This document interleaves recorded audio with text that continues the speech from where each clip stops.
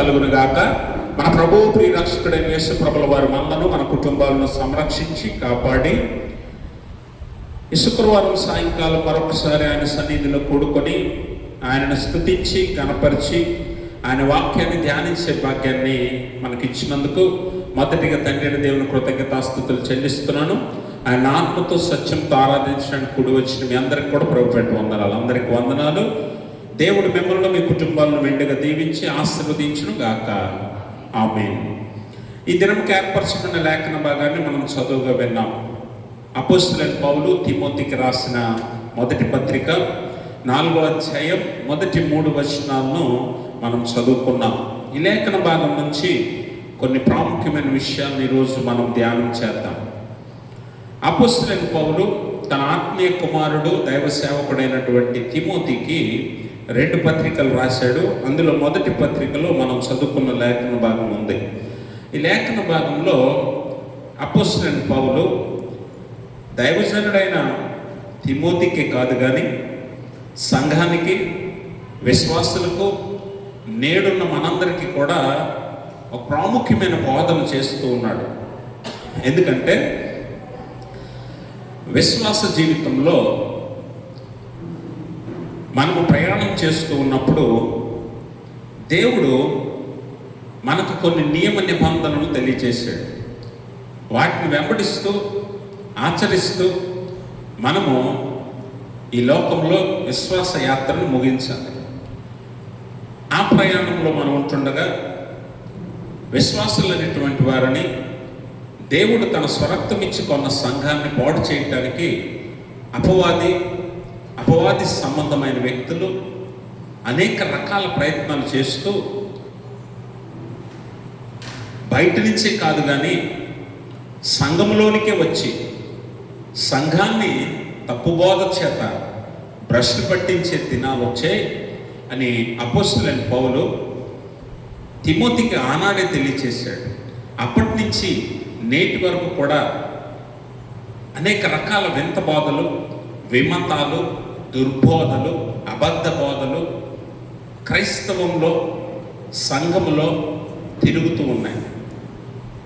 వాటి వల్ల విశ్వాస జీవితము, సంఘం యొక్క భవిష్యత్తు పాడైపోయే ప్రమాదం ఉంది కనుక దైవజనుడైనటువంటి తిమోతిని హెచ్చరిస్తూ అపోస్తలుడైన పౌలు ఈ మాటలు రాస్తూ ఉన్నాడు. అయితే కడవరి దినాలలో మనం ఉన్నామని అపోస్తలుడైన పౌలు మాట్లాడుతున్నాడు. అంత్య దినాలలో, ఎండ్ టైమ్స్, ఈ అంత్య దినాలలో విపరీత పోకడలు క్రైస్తవ సంఘంలోనికి వస్తాయి. విపరీత సాంప్రదాయాలు, అన్యాచారాలు, అలాగనే వివిధ రకాలైనటువంటి బోధలు సంఘంలో ప్రవేశిస్తాయి. ఆ బోధలన్నిటినీ నమ్ముట వలన విశ్వాసి భ్రష్టత్వంలోనికి వెళ్ళిపోతాడని ముందుగానే పౌలు హెచ్చరిస్తూ ఉన్నాడు. అందుకనే కొంతమంది అబద్ధికులు వేషధారణ వలన దయ్యముల బోధయందు, మోసపరుచు ఆత్మయందు వారు లక్ష్యం ఉంచి మరి ఏం చేస్తారంటే అనేక వింత బోధలు వారి స్వలాభం కోసం, వారి మేలు కోసం, వారి సంతోషం కోసం సంఘానికి బోధిస్తారు. అలాగే విశ్వాసులను మభ్యపెడుతూ వారు విశ్వాసంలో నుంచి విశ్వాసిని తప్పిస్తారన్న విషయాన్ని లేఖనం తెలియజేస్తుంది. అయితే ఇక్కడ ప్రాముఖ్యంగా 3 విషయాలను అపోస్తలుడైన పౌలు జ్ఞాపకం చేస్తాడు. మొట్టమొదటిది, ఈ అబద్ధికులైనటువంటి వారు, ఈ వేషధారణ కలిగినటువంటి వారు దేవుని మీద లక్ష్యం ఉంచరు. దేని మీద లక్ష్యం ఉంచుతారు? దేవుని మీద లక్ష్యం ఉంచక మోసపరచు ఆత్మల యందు, అలాగనే అబద్ధ దయ్యముల బోధ యందు వారు దృష్టి ఉంచుతారు. అంటే దేవుని బోధ కాదు కానీ, దేవుని మాటలు కాదు కానీ, వారు మనుషుల యొక్క లేదా అపవాది ద్వారా మనుషులు చెప్పే బోధల యందు లక్ష్యం ఉంచి అలాంటి బోధలు చేయటానికి సంఘాన్ని ప్రభావితం చేయటానికి ప్రయత్నం చేస్తూ ఉంటారు. అందుకని వారు ఏం చేస్తారట, ఆ కింద మనం చదివితే ఈ అబద్ధ బోధనలో, ఈ దయ్యముల బోధనలో ఎలాంటివి ఉన్నాయట, ఆ అబద్ధికులు వాత వేయబడిన మనస్సాక్షి గలవారై వివాహము నిషేధించుచు సత్య విషయమే అనుభవ జ్ఞానము గల విశ్వాసులు కృతజ్ఞతాస్తుతులు చెల్లించి పుచ్చుకొని నిమిత్తము దేవుడు సృజించిన ఆహార వస్తువులను కొన్నింటిని తినుట మానవలనని చెప్పుచుందురు. గమనించండి, దేవుడు చెప్పనివి వారు చెప్తూ సంఘాన్ని మోసపరుస్తూ అన్యాచారాలను సంఘంలోనికి తీసుకొస్తూ సంఘాన్ని పాడు చేస్తూ ఉన్నారని పౌలు ముందుగానే తెలియజేశాడు. అయితే మనం గమనించవలసిన విషయం ఏంటంటే, ఇక్కడ 3 ప్రాముఖ్యమైన విషయాలు సంఘముగా మనం తెలుసుకోవాలి. మొట్టమొదటిది అబద్ధ బోధనను దూరంగా ఉంచాలి. రెండవది వాత వేయబడిన మనస్సాక్షి మనము కలిగి ఉండకూడదు. మూడవది దేవుడు మనకిచ్చిన సృష్టిని కృతజ్ఞతగా మనం వినియోగించుకోవాలి. దేవుడు మనకిచ్చిన సృష్టిని కృతజ్ఞతగా మనం వినియోగించుకోవాలి తప్ప దాని మీద అత్యాసక్తి, దురాశ మనకు ఉండకూడదనేది మనం ఈ లేఖనం ద్వారా 3 విషయాలు నేర్చుకోవాలి. మొట్టమొదటిది అబద్ధ బోధనను మన దగ్గరకు కూడా రానియకూడదు. వారు ఏమని బోధిస్తున్నారట, క్రైస్తవ్యంలోనే ఈరోజు అన్యాచారాలు కానీ, లేకపోతే దురాచారాలు కానీ, లేకపోతే ఈ దుర్బోధలు కానీ ఎందుకు ఉన్నాయి అని అంటే, ఈరోజు అనేక మంది వేషధారణ కలిగి దేవుని సేవకులుగా లేకపోతే పరిచారకులుగా ఉంటూ సంఘాన్ని వారి స్వలాభం కోసం తప్పు బోధలోనికి నడిపించారు. అందుకే సంఘాన్ని ఖండించవలసిన సమయంలో ఖండించక, బుద్ధి చెప్పవలసిన సమయంలో బుద్ధి చెప్పక వారు విడిచిపెట్టడం వల్ల సంఘంలో ఈరోజు అనేక రకాల దురాచారాలు ఉన్నాయి. అలా దురాచారాలు, అన్యాచారాలు, అబద్ధ బోధలు సంఘంలో ప్రవేశించాయి.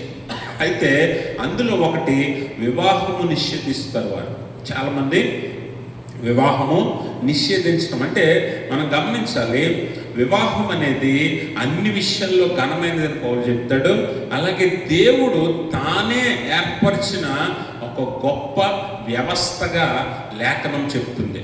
ఆది కాండంలో ఆదాము అవ్వలను ఇద్దరిని కూడా జత చేసి మొదటి వివాహం దేవుడు చేశాడు కదా. మరి వివాహము దేవుడు చేస్తే వివాహం నిషేధించడానికి ఎవరికి హక్కు లేదు. కానీ చాలామంది ఈరోజు పెళ్లి చేసుకోకుండా ఉండటానికి ఇష్టపడతారు. పెళ్లి చేసుకోకుండా ఉండటానికి ఇష్టపడటం మంచిదే, కానీ పెళ్ళి అనేది తప్పు కాదన్న విషయాన్ని మనం జ్ఞాపకం చేసుకోవాలి. అందుకని దీన్నే ఏమంటారంటే ఎస్కెటిజం అంటాం, లేదా గ్నోస్టిసిజం అంటాం. గ్నోస్తికవాదం అని అంటారు. గ్నోస్తికవాదం ప్రాముఖ్యంగా చెప్పేది ఏంటి అని అంటే, శరీరము చెడ్డది, ఆత్మ మంచిది. శరీరము చెడ్డది, ఆత్మ మంచిది అని గ్నోస్తికవాదం బోధిస్తుంది. మనం గమనించాలి, దేవుడు ఈ లోకంలో సృజించినవన్నీ కూడా మంచివే. కింద 4వ వచనం అంటాడు, దేవుడు సృజించిన ప్రతి వస్తువును. ఈరోజు గ్నోస్తికవాదం బోధించేది ఏంటి అంటే, శరీరం చెడ్డది, ఆత్మ మంచిది. కాబట్టి ఎస్కెటిజం అంటే ఏంటంటే, శరీర సంబంధమైన క్రియలు ఏవి చేయకుండా, శరీరానికి కావలసినవి ఏవి ఇవ్వకుండా ఒక రకమైన జీవన విధానాన్ని జీవించటమే ఎస్కెటిజం అంటాం. అందులో ప్రాముఖ్యంగా ఈ గ్నోస్తికవాదం అనేది ముడిపడి ఉంటుంది. గ్నోస్తికవాదంలో శరీరం చెడ్డదని చెప్తుంది కాబట్టి శరీరానికి సంబంధించింది ఏది కూడా మనము ప్రోత్సహించకూడదు.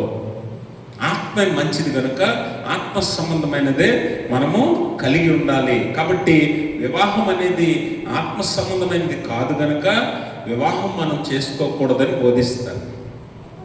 అయితే మనం గమనించాలి, శరీరము చెడ్డది కాదు. శరీరము చెడ్డది కాదు. ఆదామును సృష్టించినప్పుడు శరీరాన్ని ఎవరు సృష్టించారు? మట్టిని ఘటముగా చేసింది ఎవరు? కింద అంటాడు కదా, దేవుడు చేసిన ప్రతి వస్తువు మంచిది.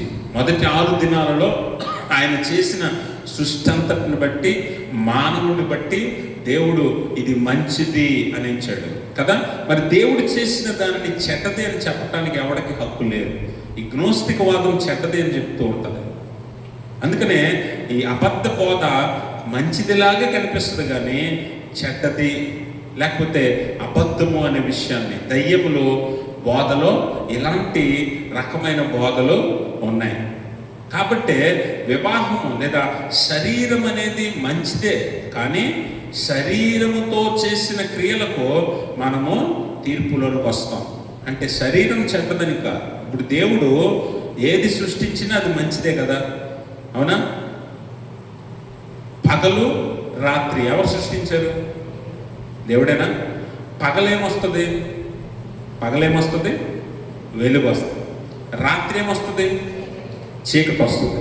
మనము లేఖనంలో చదివితే చీకటిని పాపానికి సాదృశ్యంగా చెప్పాడు కానీ చీకటి పాపం అని చెప్పలేదు.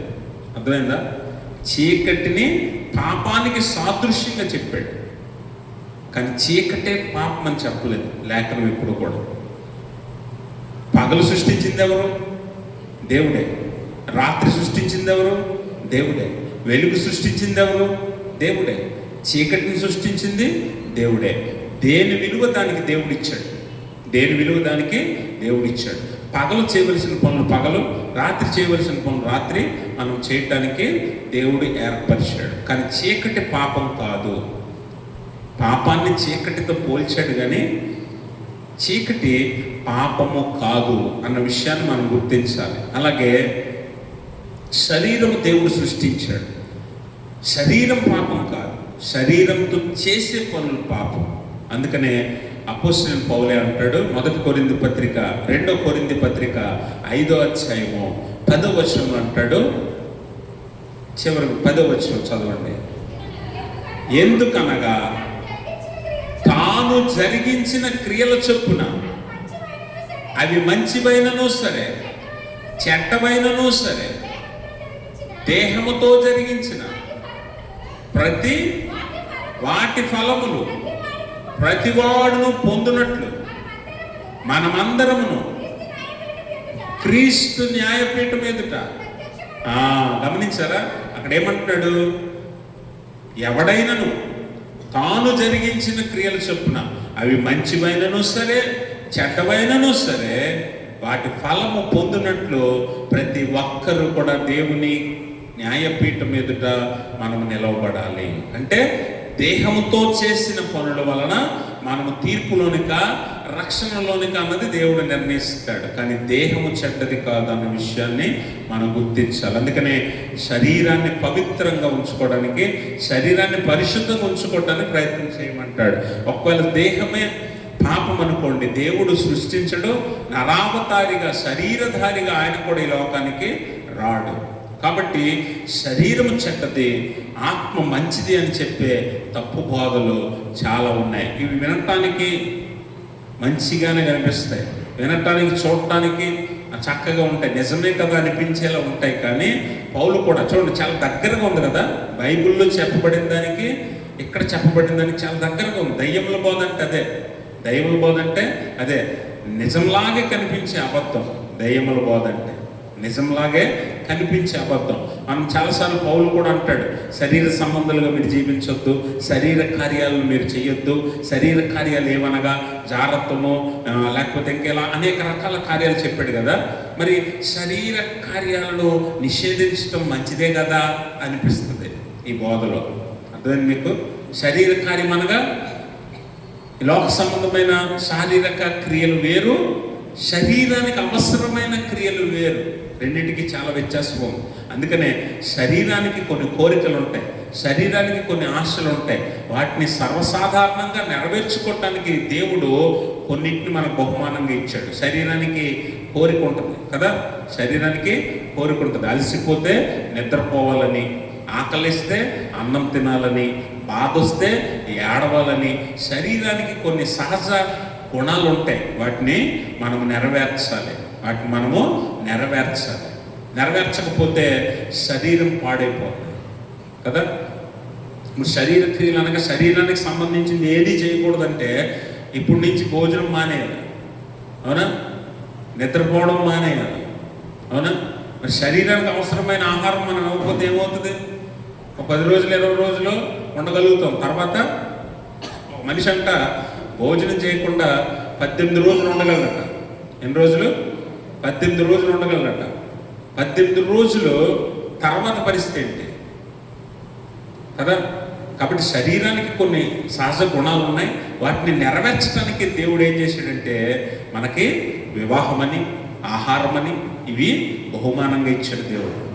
వాటిని నిషేధించకూడదు, వాటిని తృణీకరించకూడదు. ఇక్కడ అబద్ధ బోధలు ఏం చేస్తున్నారు? కొంతమంది వివాహం చేసుకోవడం మానేస్తారు, కొంతమంది ఆహారం తినడం మానేస్తారు. ఆహారం తినడం మానేయటం తప్పు కాదు, అది నీ ఇష్టపూర్వకంగా నువ్వు చేయొచ్చు. కానీ అదొక బోధని, అది దేవుడు చెప్పాడని, దేవుడు అలా చేయకపోతే మనల్ని అంగీకరించడని చెప్పేది తప్పు బోధ. అర్థమైందా? అందుకే కొంతమంది ఏం చేస్తారంటే ఆహారం మానేస్తారు, లేదంటే కొంతమంది నాన్ వెజ్ తినడం మానేస్తారు, కొంతమంది సరైన బట్టలు కట్టుకోవడం మానేస్తారు, కొంతమంది బంగారం వేసుకోవడం మానేస్తారు, కొంతమంది చెప్పులు వేసుకోవడం మానేస్తారు. ఇలా అనేక రకాలుగా ఈ బోధలు మన మీద ప్రభావితం చేస్తున్నాయి. దేవుడు మనల్ని ఎప్పుడు స్వతంత్రులుగానే సృష్టించాడు. పేతురుని ఆహారంలో నిషేధించబడిన జంతువులతో సహా ఆ దుప్పటి వంటి ఆ వస్త్రంలో అన్ని జంతువుల నుంచి నువ్వు భుజించమంటున్నాడు, వధించి భుజించు అని అన్నాడు. పేతురు అంటాడు, నేను యూదుడిని, నేను నిషేధించబడిన వాటిని తినను అని అంటే మళ్ళీ దేవుడు చెప్తాడు తినమని. అంటే దేవుడు, అందుకే కింద లేఖనంలో ఒక మాట ఉంటుంది 5వ వచనంలో, 1 తిమోతి ఏలయనగా 4వ వచనం చదవండి. దేవుడు సృజించిన ప్రతి వస్తువును మంచిది, కృతజ్ఞతాస్తుతులు చెల్లించి పుచ్చుకొని ఎడల ఏది నిషేధింపబడినది కాదు, ఏది నిషేధింపదగినది కాదు. కాబట్టి దేవుడు మనకిచ్చినది బహుమానంగా తీసుకోవాలి తప్ప అది నిషేధించబడింది, ఇది ముట్టుకోకూడదు, ఇది ముట్టుకోవచ్చు, ఇది తినకూడదు, ఇది తినొచ్చు, ఇవేవి లేవు. దేవుడు మనకిచ్చిన ప్రతిదీ మంచిదే. కాబట్టి తప్పు బోధ చూడండి, అంటే దయ్యముల బోధ మనల్ని ఎలాగా మభ్య పెడుతుందో చూసారా? కాబట్టి అందుకే పౌలు ఏమంటాడు, ప్రతివానికి సొంత భార్య ఉండటం మంచిది. ఒకవేళ మీరు వివాహం చేసుకోకుండా ఉండగలిగితే నాలాగా బ్రహ్మచారులుగా ఉండండి, అంతేగాని వ్యభిచారం చేయొద్దు అని అంటాడు కదా. కాబట్టి దేవుడు వివాహాన్ని ఇచ్చినప్పుడు మనకు బహుమానంగా ఇచ్చాడు. మన శరీర కోరికలు, సహజమైన కోరికలు తీర్చుకోవటానికి వివాహాన్ని దేవుడు ఏర్పరిచాడు. అది నిషేధించడానికి మనం ఎవరూ సరిపోము. అది తప్పు బోధ, అబద్ధ బోధ. అలాగే ఆహార పదార్థాలను నిషేధించడానికి ఇది తినకూడదు, ఇది తినొచ్చు అని చెప్పడానికి కూడా ఎవరికి హక్కు లేదు. దేవుడు అన్నిటినీ పరిశుద్ధపరిచి మనకిచ్చాడు. ఇలాంటివి తప్పు బోధలు, దయ్యముల బోధ అన్నాడు. అందుకే వీటిని ఏం చేస్తారంటే, ఈ దయ్యముల బోధ ఎలా ఉంటుందంటే మనల్ని నిజమే అనిపించేలాగా మభ్య పెడుతుంది, నిజమే అని మభ్య పెట్టేలాగా ఈ తప్పు బోధలు మనకి ఉంటాయి. అందుకనే అబద్ధ బోధ లేకపోతే దయ్యముల బోధ అనేది అబద్ధాలతో కూడిందే. అందులో సత్యం ఏమాత్రం ఉండదు, సత్యం ఏమాత్రము ఉండదు. అందుకనే యోహాను సువార్త 8వ అధ్యాయం 44వ వచనంలో దేవుడు యేసు ప్రభువారు అపవాదిని గురించి అంటాడు, వాడు అబద్ధమునకు జనకుడు అంటాడు. అబద్ధమునకు జనకుడు అనగా అబద్ధాలు పుట్టింది వాడి దగ్గరే, అబద్ధాలు పుట్టించింది వాడే. వాడే అబద్ధాలను బోధిస్తాడు, అబద్ధాలను ప్రచారం చేస్తాడు, అబద్ధాలను మనల్ని నిజమని నమ్మిస్తాడు. అందుకనే అబద్ధ బోధ లేదా దయ్యముల బోధ అనేది మనకు చాలా ప్రమాదం అనే విషయాన్ని మనం గమనించాలి. ఈరోజు క్రైస్తవ్యంలో వాక్యములో బోధలా మారిపోయింది. అది అబద్ధ బోధ అనేది వాక్యములో కలిసిపోయింది. ఈరోజు వాక్యమేదో అబద్ధ బోధ ఏదో గుర్తించలేని స్థితిలో సంఘం ఉంది, విశ్వాసులు ఉన్నారు ఈరోజు. ఎందుకనంటే వాడు అబద్ధాన్ని నిజమని నమ్మించి ఆ అబద్ధాన్ని మన మీద రుద్ది మనల్ని ఒప్పుకునేలా చేస్తాడు. అందుకనే ఈ అబద్ధ బోధ, దయ్యముల బోధ అనేది చాలా ప్రమాదం. వాక్యాన్ని వినేటప్పుడు మనం జాగ్రత్తగా దేవుడు చెప్పాడా, దేవుని వాక్యంలో రాయబడిందా, దేవుడు చెప్పితే ఖచ్చితంగా దాన్ని అంగీకరించాలి. ఆ జ్ఞానము మన దగ్గర ఉండాలి. అది లేకపోతే ఏ మాస్టర్ గారు చెప్పినా నమ్మేస్తాం. ఈరోజు చాలా మంది, అందుకే నా పైన ఏమంటాడంటే కొందరు అబద్ధికుల వేషధారణ. అంటే కొంతమంది ఈరోజు పాస్టర్ల వేషం కూడా వేస్తున్నారు తెలుసా. పాస్టర్ల వేషం ఎందుకనంటే బతుకు తెరువు కోసం, లాభం కోసం, వారి సుఖం కోసం చాలామంది ఏం చేస్తున్నారంటే పాస్టర్లాగా వేషాలు వేస్తారు. అంటే చేతిలో బైబిల్ పట్టుకున్న ప్రతి ఒక్కరు పాస్టర్ గారు కాదు. అది గుర్తించాలి ముందు. మనం ఎవరు వచ్చినా పాస్టర్ గారే కదండి అనుకుంటున్నాం మనం. కానీ వారు ఏం బోధిస్తున్నారో, మనలో ఏమి ఎక్కిస్తున్నారో మనకు తెలియాలి. మన వాక్యం ఎరిగిన వారమైతే వారు చెప్పేది రైటా రాంగా అనేది గుర్తించగలుగుతాం. వాక్యం మనకు తెలియలేదు అనుకోండి, ఆ పాస్టర్ గారు చెప్పింది కూడా కరెక్టేనేమో అనుకుంటాం. అదే మనల్ని పాపం వైపు లేదా తప్పు బోధ వైపు మనల్ని నడిపిస్తుందన్న విషయాన్ని మనం గుర్తించాలి.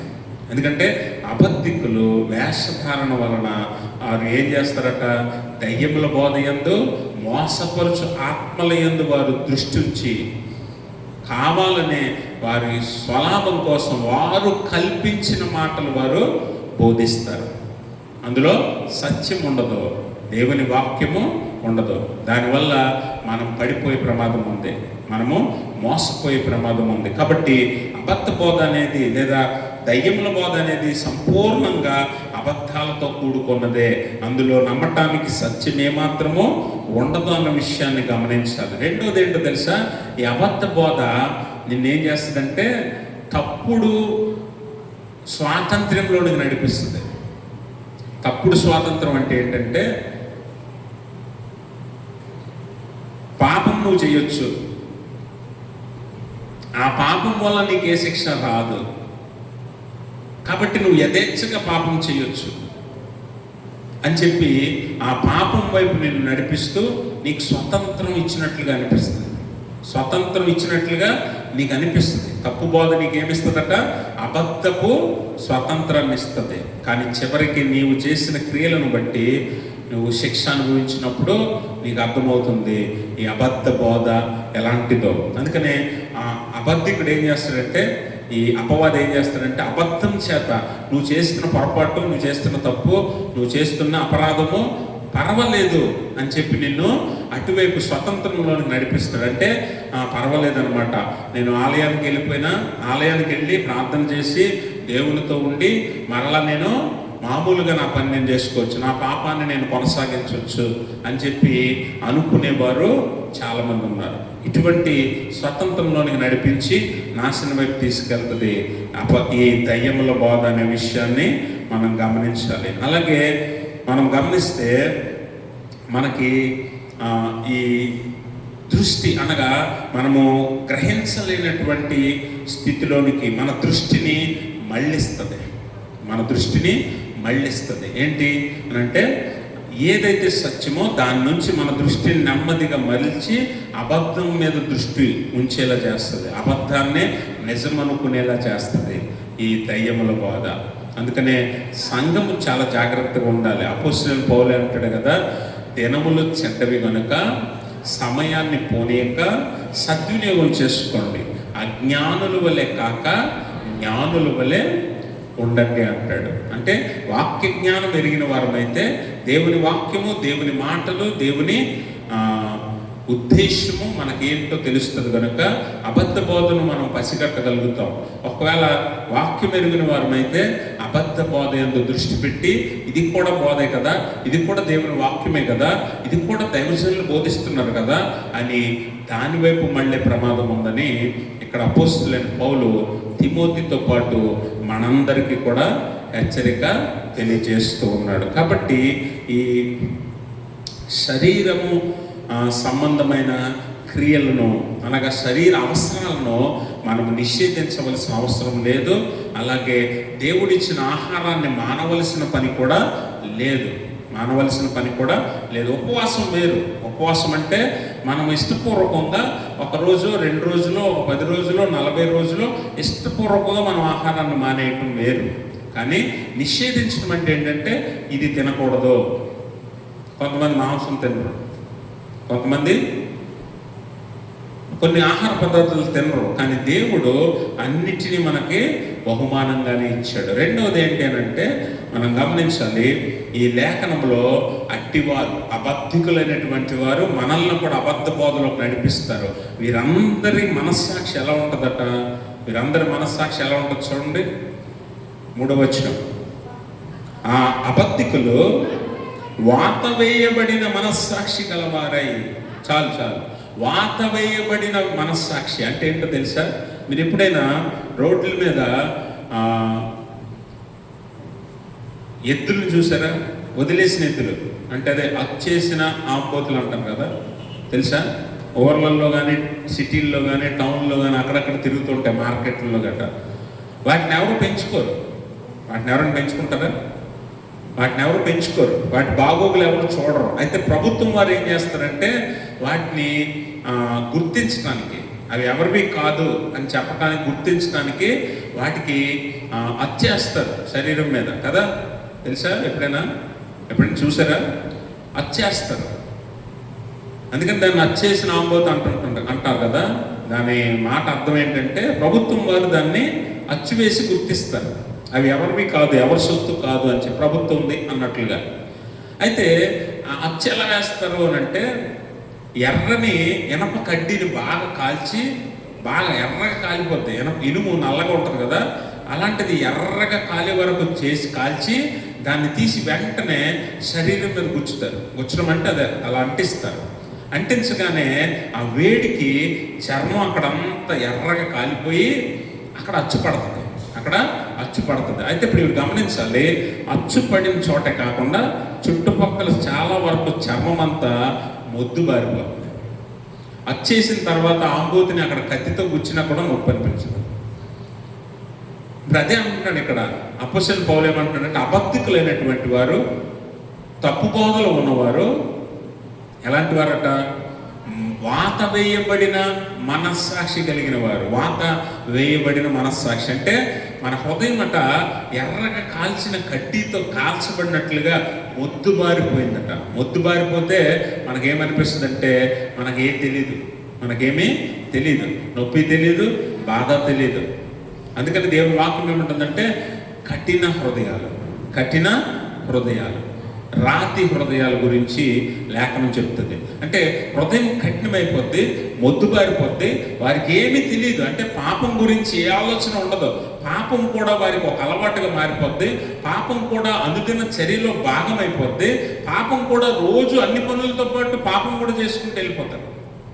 వారికి ఏమి అనిపించదు, ఇంకా వారికి ఏమీ అనిపించదు.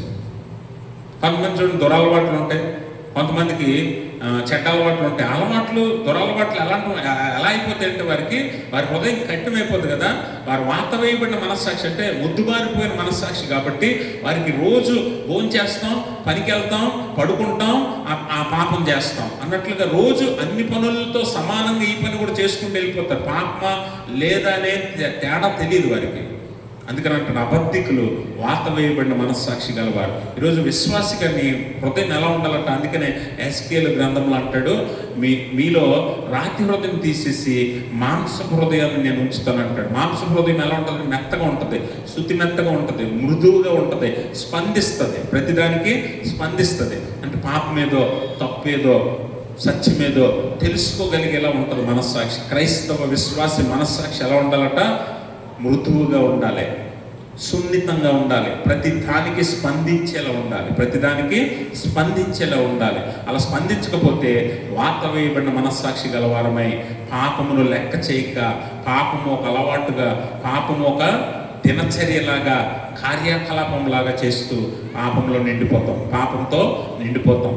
కాబట్టి విశ్వాసి అబద్ధికుడు అవ్వకూడదు, విశ్వాసి అబద్ధ బోధలోకి వెళ్ళకూడదు, విశ్వాసి దయ్యముల బోధ యందు దృష్టి ఉంచకూడదు.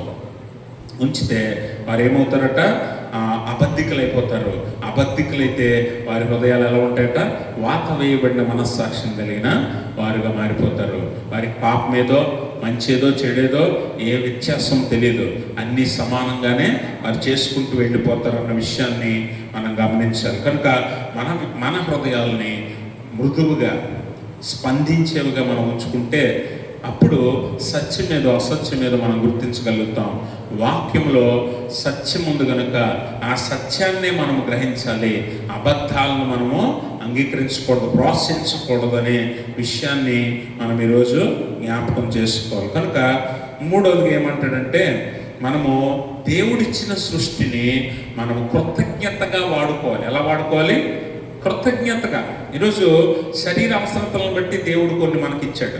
ఆహారమని, నిద్రని, అలాగే కొన్ని రకాలుగా మనం సుఖించడానికి, సంతోషించడానికి వివాహమని, గృహమని, ఇలాంటి కొన్ని దేవుడు మనకు బహుమానంగా ఇచ్చాడు కదా. వీటిని మనం కృతజ్ఞతగా వాడుకోవాలి. కృతజ్ఞతగా వాడుకోకపోతే ఏమవుతుందంటే, అత్యాసక్తి కలిగి ఉన్నాం అనుకోండి, వీటి మీద అత్యాసక్తి కలిగి ఉంటే మనం తప్పు బోధలకు వెళ్ళిపోయే ప్రమాదం ఉంటుంది. ఎందుకంటే ఈరోజు మానవ నిత్యావసరాలు, అత్యవసరాలు కొన్ని ఉంటాయి. వాటిలో మనందరికీ ఆరోగ్యం కావాలా వద్దా? అది అవసరం కదా. మనందరికీ ఆహారం కావాలా వద్దా? మనందరికీ కొన్ని అవసరాలు తీరాలి, కొన్ని కోరికలు తీరాలి. ఉద్యోగం కావాలి, మంచి ఇల్లు కావాలి, ఆస్తి కావాలి, వివాహం కావాలి, కుటుంబం కావాలి, పిల్లలు కావాలి, ఇంకా అనేక రకాల కోరికలు మనకు ఉంటాయి. ఇవే మన అవసరతలు అయితే పర్వాలేదు. వాటి మీద మనం అత్యాసక్తి కలిగి ఉన్నాం అనుకోండి, అవే మన బలహీనతలు అవుతాయి. ఏమవుతాయి? అవే మన బలహీనతలు అవుతాయి. అవే అబద్ధ బోధకులకు, అపవాదికి ఆయుధాలు అవుతాయి. ఇప్పుడు నీకు ఆరోగ్యం కావాలి, నిన్ను మోసం చేయడానికి అబద్ధ బోధకుడు ఏం చెప్తాడంటే, నా దగ్గరికి వస్తే, లేకపోతే యేసు ప్రభువు వారి దగ్గరికి వస్తే నీ ఆరోగ్యం బాగుంటుంది. యేసు ప్రభువు వారి దగ్గరికి వస్తే నీ అప్పులు తీరిపోతాయి. యేసు ప్రభువు వారి దగ్గరికి వస్తే నీ కోరికలన్నీ నెరవేరిపోతాయి. ఇవన్నీ దేవుడు మనకి ఇవ్వాల్సిన బహుమానాలు. అది సమయాన్ని బట్టి దేవుడు ఇవ్వాలి. కానీ అబద్ధ బోధకు నీ బలహీనత ఆయుధం ఎందుకు అవుతుందంటే, నువ్వు దేవుడిచ్చిన వాటి యందు కృతజ్ఞతగా వాటిని అనుభవిస్తూ ఆనందించట్లేదు. వాటి మీద అత్యాసక్తి కలిగి ఉన్నావు. అందుకనే డబ్బు ఎంత సంపాదించినా కావాలి అంటావు నువ్వు కదా. అవునా కాదు? డబ్బు ఎంత సంపాదించినా కావాలి అంటావు. ఆ ఆసక్తి, ఆ అత్యాసక్తి నిన్ను బలహీనపరుస్తుంది. అందుకనే ఈరోజు ప్రాస్పరిటీ గాస్పల్ అని ఈరోజు కొత్త బోధ లోకంలో ఉంది, క్రైస్తవ లోకంలో. ప్రాస్పరిటీ గాస్పల్ అంటే ఏంటి తెలుసా? నిజమైన క్రీస్తు సువార్త కాదు. అది సువార్తలాగే ఉంటుంది. నేను ఇందాక చెప్పాను కదా, నిజంలాగే కనిపించే అబద్ధం నీకు నిజం అనిపిస్తుంది. ఇది వాక్యమే అనిపిస్తుంది, ఇది దేవుడు చెప్తున్నాడు అనిపిస్తుంది. కానీ వాస్తవానికి అది వేరు, సువార్త వేరు. ప్రాస్పరిటీ గాస్పల్ వేరు, గాస్పల్ వేరు. గాస్పల్ అంటే యేసు ప్రభు వారి మరణ, శ్రమ, పునరుత్థానాలు గూర్చిన మాటలు సువార్త అంటే. వాట్ ఈస్ గాస్పల్ అంటే? సువార్త అంటే ఏంటి? క్రీస్తు ప్రభుల యొక్క శ్రమ, మరణ, పునరుత్థానాలు గూర్చిన వార్తనే సువార్త అంటాం. కానీ ప్రాస్పరిటీ గాస్పల్లో ఇదేదో ఉండదు. ఏముంటుంది? యేసుప్రభు దగ్గరికి వస్తే నీ అప్పులన్నీ తీరిపోతాయి. యేసుప్రభు దగ్గరికి వస్తే నీ కన్నీరంతా దేవుడు తుడి చేస్తాడు. యేసుప్రభు దగ్గరికి వస్తే నువ్వు కోరుకున్న ఉద్యోగం నీకు వస్తుంది. యేసుప్రభు దగ్గరికి వస్తే నువ్వు కోరుకుంటున్న మంచి ఇల్లు నువ్వు కట్టగలుగుతావు. ఇది ప్రాస్పరిటీ గాస్పల్ అంటే. దేవుడు నీకు ఇవ్వవలసినప్పుడు ఇస్తాడు. ఏదైనా ఇల్లైనా, ఉద్యోగమైనా, ఏదైనా సరే. దానికోసమే నువ్వు ఆసక్తి కలిగి నాకు ఇది కావాలి, నాకు ఇదే కావాలి, దేవుడు నాకు ఎప్పుడు ఇస్తాడు అని ఎదురు చూస్తే అది నీ బలహీనత అవుతుంది. ఆ బలహీనతే అబద్ధ బోధకు ఆయుధం అవుతుంది. అది నువ్వు నమ్మేలా చేస్తుంది, భ్రష్టత్వంలోనికి నిన్ను నడిపిస్తుంది. కాబట్టి గమనించండి, మనము అబద్ధ బోధ మీద దృష్టి ఉంచి, అది అబద్ధ బోధని గ్రహించి దానిని మన దగ్గరకు రానియకుండా ఆపాలి. అందుకే పాస్టర్ గారులు అందరూ పాస్టర్ గారులు కాదు. ఈరోజు లోకం ఎలా మారిపోయిందంటే, ఒకప్పుడు బతకలేక బడిపంతులు అన్నారు, ఇప్పుడు బతకలేక దైవజనుడు అంటున్నారు చాలామంది. తెలుసా? నిజమైంది. ఈరోజు సంపూర్ణ సమర్పణతో సేవకు వచ్చేవారు చాలా తక్కువ మంది. ఇదేదో బాగుంది, రాత్రికి రాత్రే పాస్టర్ అవ్వచ్చు, అయ్యగారు అమ్మగారు అనిపించుకోవచ్చు, లేకపోతే ధనం సంపాదించుకోవచ్చు, గౌరవ మర్యాదలు సంపాదించవచ్చు, ఏ కష్టపడకుండా సంఘం ఇచ్చే కానుకలు తీసుకోవచ్చు అని చాలామంది ఈ వేషం వేస్తున్నారు. అందుకని అక్కడ అంటాడు, కొందరు అబద్ధికుల వేషధారణ వలన వారు నిజమైన దేవుని సేవకులు కారు. నిజమైన బోధ చేసే దేవుని సేవకులు కాదు. వారి స్వలాభం కోసం, వారి బ్రతుకు తెరువు కోసం, పొట్టకూటి కోసం చాలామంది వేషాలు వేస్తూ ఉన్నారు. అన్ని సంఘాలు అనేక సంఘాలలో చాలామంది అనేక ప్రాంతాలలో ఎలాంటి సేవకులు ఉన్నారు. కాబట్టి అన్నీ మనం నమ్మకూడదు, అన్నీ మనం విశ్వసించకూడదు. దేవుని వాక్యం ఏం చెప్తుందో అదే మనం గుర్తించాలి. అంటే దేవుని వాక్య జ్ఞానము మన దగ్గర ఉండాలి. అందుకే తిమోతితో పాటు, తిమోతి దైవజనుడా, నీలాగే దైవజనుడి వేషం వేసుకుని చాలామంది సంఘాన్ని మోసం చేసే వాళ్ళు ఉన్నారు. అలాంటి వారితో జాగ్రత్తగా ఉండు. సంఘాన్ని జాగ్రత్తగా కాయి, సంఘాన్ని జాగ్రత్తగా కాపాడు, ఆత్మీయంగా బలపరచు అని తిమోతిని హెచ్చరిస్తున్నాడు, సంఘాన్ని హెచ్చరిస్తున్నాడు, మనల్ని కూడా హెచ్చరిస్తున్నాడు అపోస్తలుడైన పౌలు. కాబట్టి ఏది పడితే అది, చాలామంది వాక్యం వినటానికి ఇష్టపడకుండా కల్పనా కథలు, అందుకే అటువంటి వారిని దురద చెవులు కలిగిన వారిని తిమోతి పత్రికలోనే పౌలు అంటాడు. 2వ పత్రికలో ఏమంటాడు? దురద చెవులు కలిగి కల్పనా కథలు తట్టు తిరుగు కాలము వచ్చి ఉన్నది అని అంటాడు. అంటే వారు ఏం కోరుకుంటారంటే, అత్యాశక్తి ఉంటుంది కదా, ఏంటి, నా అప్పులు తీరిపోవాలా, లేకపోతే నేను కోరుకున్న ఉద్యోగం కావాలా, నేను కడుతున్న ఇల్లు పూర్తయిపోవాలా, నన్ను దేవుడు హెచ్చించేయాలా, నన్ను దేవుడు ఆశీర్వదించేయాలా అని కోరుకుంటారే. వాటి మీద అత్యాశక్తి ఉంటుంది. వారికి ఈ దురద చెవులు ఉంటాయి. వారికి ఏంటంటే నిజమైన యథార్థమైన నెక్కచ్చి వాక్యం చెప్తే ఎక్కదో కదా. మన 3 రోజులు మహాసభల్లో వాక్యం ఎంతమంది నచ్చింది చెప్పండి? అందరు చేతులు ఎత్తకండి, అందరూ ఎత్తకండి. 3 రోజుల వాక్యం ఎంతమంది నచ్చింది? మళ్ళీ అందరూ ఎత్తుతున్నారు. అందరూ ఎత్తకండి. కొంతమందికి నచ్చదు. మీరు ఏమనుకున్నా అది నిజమే కదా. కొంతమందికి ఏం నచ్చుతుంది? ఈరోజు లోకంలో జరుగుతున్న విషయాలు చెప్పడమే వాక్యం అనుకుంటున్నారు చాలామంది. అది చెప్తేనే ఒప్పుకుంటున్నారు చాలామంది, తెలుసా? అవి చెప్తేనే ఒప్పుకుంటున్నారు. వాక్యం బైబిల్లో చెప్తే ఎవరు ఒప్పుకోవట్లేదు. లోకంలో అక్కడ అలా జరిగింది, ఇక్కడ ఎలా జరిగింది, అక్కడ ఆడు అలా చేశాడు, ఇక్కడ ఈడు ఇలా చేశాడు అని పాస్టర్ గారు ఒక గంట సేపు చెప్పారనుకోండి, అబ్బా ఎంత బాగా చెప్పాడు పాస్టర్ గారు అని చప్పట్లు కొట్టేసుకుని, సంకలు గుద్దేసుకుని ఇంటికి వెళ్ళిపోతాం. దురద చెవులు. ఏ గుంపులో ఉన్నామో మనల్ని మనం ఒకసారి చూసుకుంటే, అబద్ధ బోధల్లో ఉన్నామా, యథార్థమైన సువార్తలో ఉన్నామా అన్నది మనకు తెలుస్తుంది. కాబట్టి విన్న ప్రతి మాట దేవుని వాక్యం అవ్వకపోవచ్చు. కాబట్టి ఏది దేవుని వాక్యమో, ఏది దేవుని మాటో, ఏది దయ్యముల బోధో గుర్తించగలిగే జ్ఞానము మనం సంపాదించుకొని మన మనస్సాక్షిని మృదువుగా, సున్నితంగా దేవుని మాటకు ప్రతిస్పందించే మనస్తత్వంగా ఉంచుకొని, దేవుడు మనకిచ్చిన ఆశీర్వాదాలు అంటే ఈ లోక సంబంధమైన విషయాలు ఏవైనా సరే, మన శరీరానికి సంబంధమైనవి, శరీర అవసరతలు తీర్చడానికి అనువైనవి మనము కృతజ్ఞతగా వాడుకోవాలి. అన్నం దేవుడు ఆహారం ఇచ్చాడు కదా అని చెప్పి పొద్దున్నీ సాయంత్రం తింటూ కూర్చోలేం కదా. కూర్చోగలమా? ఎంత అవసరమో అంతే తీసుకుంటాం. అలాగే ధనము మనకు ఎంత అవసరమో అంతే ఉండాలి. మిగిలింది ఏమంటున్నాడు? పేదలకు ఇవ్వండి కదా. ఒక ధనవంతుడు యేసుప్రభు దగ్గరికి వచ్చి, యవనస్తుడైన ధనవంతుడు వస్తే, నేను అన్నీ చేస్తాను ప్రభా, నిత్యరాజ్యం పొందడానికి నేను ఇంకేం చేయాలి అని అంటే, 10 ఆజ్ఞలు పాటించాలి, ధర్మశాస్త్రాన్ని పాటించాలంటే, ధర్మశాస్త్రం చిన్నప్పటి నుంచి పాటిస్తున్నాను, చిన్నప్పటి నుంచి చర్చికి వెళ్తాను, చిన్నప్పటి నుంచి ప్రార్థనలో పాల్గొంటాను. అయితే నీకు ఒక్కటి కొదువుగా ఉంది. ఏంటది? నీ ఆస్తి నమ్మి పేదలకు ఇచ్చేసి నాతో వచ్చేది. రాలేకపోతున్నారు. అందుకని ఎంత అవసరమో అంతే ఉండాలి.